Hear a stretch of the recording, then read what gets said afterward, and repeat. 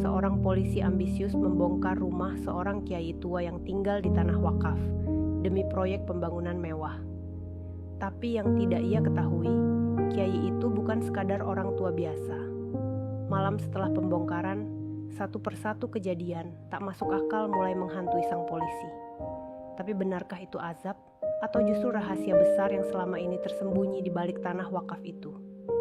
Plot twist, ternyata tanah wakaf tersebut menyimpan sejarah besar, dan sang kiai bukan hanya penjaga tanah, tapi penjaga janji spiritual yang dilanggar oleh leluhur si polisi sendiri. Bismillahirrohmanirrohim. Assalamualaikum sahabat-sahabat yang dirahmati oleh Allah Subhanahu wa Ta'ala. Sebagai pengingat bersama dalam menjalani kehidupan dunia yang fana ini, hari ini saya akan menceritakan sebuah kisah nyata penuh hikmah dan pelajaran. Judulnya, Azab Seorang Polisi Indonesia Membongkar Rumah Kiai Tua dari Tanah Wakaf. Bagi yang beragama Islam, sebelum kita mulai kisah ini, mari tuliskan sholawat kepada Nabi Muhammad SAW. Karena siapa tahu, satu sholawat ini kelak menjadi saksi bagi kita untuk mendapat syafaat beliau di akhirat nanti. Gerakan jari Anda untuk like dan subscribe channel ini. Karena share, like, dan subscribe Anda sangat membantu menyebarkan dakwah Islam dan menjadi amal jariah. Insya Allah, kita semua termasuk orang-orang yang saling mengingatkan dalam kebaikan dan kesabaran. Adegan 1. Desa ketenangan yang terancam. Di sebuah desa sejuk bernama Desa Panjalu, berdirilah sebuah rumah tua di ujung bukit. Rumah itu kecil, berdinding kayu jati yang sudah mulai termakan usia. Tapi rumah itu tidak pernah kosong dari suara zikir dan lantunan ayat suci. Di dalamnya tinggal seorang kiai tua. Namanya Kiai Ma'mun. Umurnya sudah lebih dari 75 tahun. Wajahnya keriput, janggut putih lebat, dan sorot matanya meneduhkan. Orang-orang desa sangat menghormatinya. Bukan hanya karena ilmunya, tapi karena beliau adalah penjaga tanah wakaf yang dulu diberikan oleh pendiri desa. Tanah itu adalah tanah suci, tempat banyak anak yatim diasuh, tempat orang-orang mengaji, tempat azan tidak pernah berhenti berkumandang. Namun, semuanya berubah sejak satu pengumuman datang dari kecamatan. Adegan 2. Pengumuman pembangunan. Sebuah proyek pembangunan perumahan elit akan segera dibangun. Tanah desa akan dijadikan kawasan modern, termasuk tanah wakaf milik pondok dan rumah Kiai Ma'mun. Camat yang dulu sering duduk bersila di mushola pesantren, kini berdasi dan berjas. Maaf, ini sudah keputusan pemerintah kabupaten, Yai, ucapnya dengan suara dingin. Tapi ini tanah wakaf, ada suratnya. Ini milik Allah, bukan milik saya, jawab Kiai Ma'mun sambil mengangkat map lusuh dari bawah sajadah. Tapi surat itu dianggap tidak sah. Surat wakaf kuno tanpa legalisasi modern dianggap tidak berlaku. Dan di balik proyek itu berdiri seorang polisi muda. Adegan 3. Masuknya polisi Arif, namanya Arif Prasetyo. Polisi berumur 32 tahun. Gagah, tegas, berambut cepak. Ia baru dipindahkan ke wilayah itu sebagai pengaman proyek strategis nasional. Arif bukan orang jahat, tapi ambisinya membutakan. Ia ingin naik pangkat, ia ingin cepat sukses. Dan membongkar rumah tua tanpa sertifikat dianggap hal kecil. Dia tidak tahu bahwa rumah tua itu bukan sekadar rumah, melainkan benteng doa dan penjaga perjanjian spiritual yang tak boleh dilanggar. Adegan 4. Konflik pertama. Warga mulai protes. Demo kecil-kecilan. Orang-orang tua menangis. Anak-anak yatim kebingungan. Arif mulai ragu. Tapi atasannya keras. Kalau kamu gak sanggup mundur.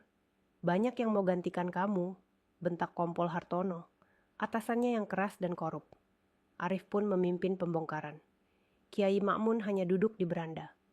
Tangannya memeluk Al-Quran. Ia tidak marah. Ia hanya berbisik.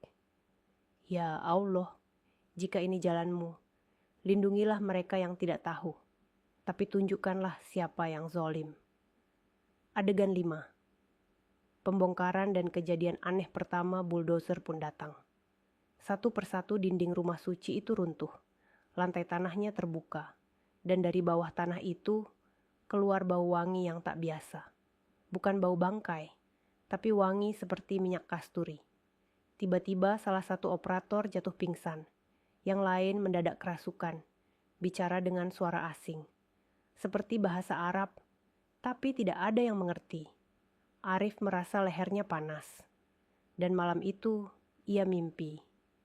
Mimpi bertemu seorang pria tua berjubah putih, dengan suara berat yang berkata, "Kenapa kau ganggu rumahku?" Arif terbangun dengan keringat dingin, dan mulai dihantui kejadian-kejadian aneh. Adegan 6. Gangguan-gangguan semakin meningkat. Setelah mimpi aneh itu, Arif mulai kehilangan kendali atas hidupnya. Handphonenya rusak tanpa sebab. Mobil dinasnya mogok meski baru diservis. Setiap malam, suara langkah kaki terdengar di atap rumah dinasnya. Ketika diperiksa, tak ada siapapun. Istrinya, Dina, wanita lembut dan sabar, mulai merasa takut. "Kamu yakin ini cuma perasaan? Aku lihat bayangan orang tua tadi malam di ruang tamu." Arif hanya diam, tapi wajahnya mulai pucat. Ia tak bisa tidur.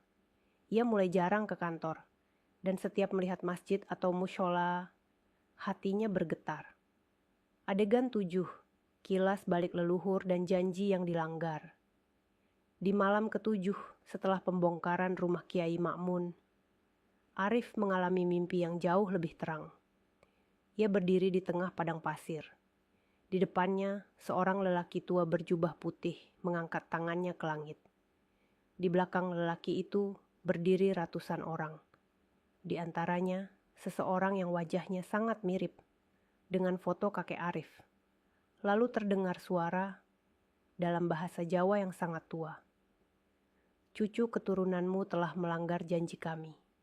Kami yang menyerahkan tanah ini kepada Allah. Dan kami titipkan kepada orang-orang soleh. Kenapa kau rusak amanah itu?" Arif terbangun dengan tubuh gemetar. Ia membuka laci, mencari foto lama. Foto kakeknya, almarhum Haji Mahfud, yang dulu katanya ikut mendirikan desa Panjalu. Dan benar, wajah dalam mimpinya persis dengan kakeknya. Arif pun syok. Adegan 8. Arif datang ke pesantren. Besok paginya, tanpa mengenakan seragam, Arif datang ke pondok. Tapi rumah itu sudah rata dengan tanah. Yang tersisa hanya satu sajadah tua yang terlipat rapi. Dari balik pohon, tiba-tiba muncul suara lembut. "Sudah datang, Nak." Ternyata Kiai Ma'mun masih ada. Duduk di atas tikar usang, dengan segelas air putih di sampingnya. Arif bersimpuh. Ia menangis. "Ampuni saya, Yai. Saya tidak tahu. Saya hanya ikut perintah." Kiai Ma'mun tersenyum. Tidak semua orang jahat itu tahu kalau dirinya sedang menabur kezaliman. Tapi jika masih ada air mata, masih ada hati. Arif diam. Hatinya runtuh. Ia merasa seperti anak kecil yang baru belajar mengenal dosa. Adegan 9. Penyingkapan rahasia tanah wakaf. Kiai Ma'mun pun membuka cerita. Dulu desa Panjalu adalah desa tandus. Sampai datang 7 orang wali yang membagi tanah menjadi 3 bagian. Tanah untuk kehidupan, sawah dan pemukiman.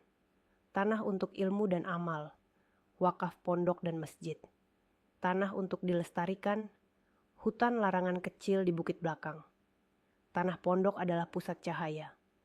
Karena di sanalah 40 orang hafidz pertama kali menyelesaikan Al-Quran dalam 1 malam. Dan sejak itu, tempat itu tidak pernah berhenti didoakan. Tanah ini bukan milik saya. Saya hanya dititipkan. Bahkan saya tidak tahu sampai kapan hidup. Tapi kamu punya masa depan. Jangan sampai kamu menjadi perusak warisan yang tidak bisa dibangun ulang. Adegan 10. Azab yang semakin nyata. Meski Arif mulai sadar, proyek tetap berjalan. Kontraktor yang menolak kerja tetap dipaksa. Beberapa aparat disogok. Beberapa dipaksa diam. Dan bencana dimulai. Hari itu cerah, langit biru. Tapi saat alat berat menggali tanah wakaf lebih dalam, tiba-tiba langit berubah hitam. Hujan besar turun, kilat menyambar. Dan salah satu alat berat meledak. Operatornya tewas seketika. Kabar menyebar. Warga panik, tapi sebagian menganggapnya kebetulan. Sebagian lagi berkata, itu azab dari Allah. Adegan 11. Dinda sakit parah. Istri Arif, Dina, tiba-tiba jatuh sakit. Dokter tidak menemukan penyebabnya. Nafasnya berat dan tubuhnya membiru. Arif berteriak. Ia merasa dunia sudah menghukumnya. Ia lari ke mushola yang tersisa. Ia bersujud. Ya Allah, saya menyesal. Saya tidak tahu. Saya bodoh. Saya zolim. Tangisnya pecah. Ia membaca Al-Fatihah dengan suara patah-patah. Dan malam itu, ia tidur di atas sajadah masjid. Dan ketika ia bangun, ada sinar mentari yang hangat menyinari wajahnya. Dina pun mulai siuman. Adegan 12. Pertemuan terakhir dengan Kiai Ma'mun Arif. Kembali mencari Kiai Ma'mun. Tapi tidak ada. Hanya ada anak-anak santri yang berkata, Yayi udah gak kelihatan sejak malam Jumat kemarin. Terakhir beliau bilang, rumah ini sudah selesai dijaga. Sekarang waktunya kamu yang jaga. Arif menangis. Ia tahu. Kiai Ma'mun mungkin sudah berpulang. Atau mungkin beliau hanyalah titipan dari dunia lain. Penutup. Arif mengundurkan diri dari kepolisian. Ia pindah ke desa. Ia bangun kembali pesantren dari puing-puing. Ia belajar ngaji. Dan kini ia dikenal sebagai Ustadz Arif, penjaga wakaf. Dalil penutup. Firman Allah dalam surat Al-Baqarah ayat 188. Dan janganlah sebagian kamu memakan harta sebagian yang lain di antara kamu dengan jalan yang batil. Dan janganlah kamu membawa urusan harta itu kepada hakim, supaya kamu dapat memakan sebagian dari harta orang lain itu dengan jalan berbuat dosa. Padahal kamu mengetahui